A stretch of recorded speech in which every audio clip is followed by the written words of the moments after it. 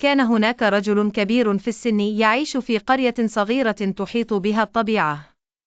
كان يعاني من السعال القوي الذي يزعجه كل ليلة ويبقيه مستيقظا لساعات. بعد أن جرب العديد من الأدوية والعلاجات دون فائدة، بدأ يشعر بالإحباط والقلق. في إحدى الليالي، بينما كان يجلس تحت شجرة زيتون قديمة، اقترب منه أحد جيرانه الذي كان معروفا بحكمته وفهمه العميق للأعشاب الطبيعية.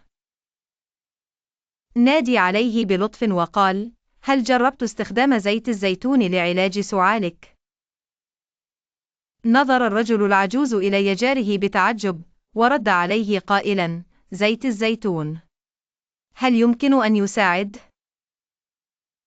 ابتسم الجار وأخذ يشرح له كيف أن زيت الزيتون يحتوي على خصائص مضادة للالتهابات ومدعمة للمناعة، والتي يمكن أن تساعد في تهدئة السعال. قرر الرجل العجوز أن يجرب هذه النصيحة. في تلك الليلة، قام بتدفئة ملعقة صغيرة من زيت الزيتون وتناولها قبل النوم. شعر فوراً بالراحة في حلقه، وتوقف السعال عن إزعاجه.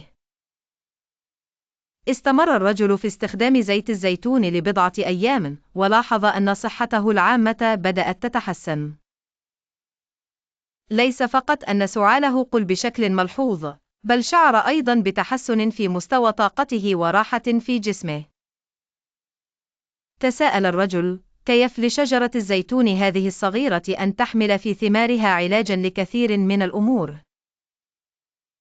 لم يكن يعلم أن الشجرة المباركة تخفي في ثمارها السحر الدفين الذي لطالما كان جزءاً من تراثهم.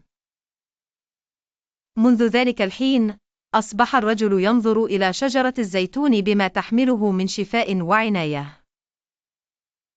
كانت حكمة الجار قد أعادت له النوم الصحي والراحة، وأصبح ممتناً للطبيعة وما تقدمه من علاج شاف.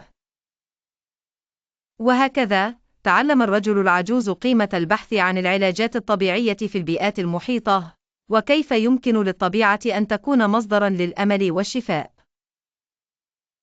كان دائماً يقول لكل من يزوره: عندما تبحثون عن العلاج، لا تنسوا أن للنباتات رسالة حب وشفاء توجهها لنا دائماً.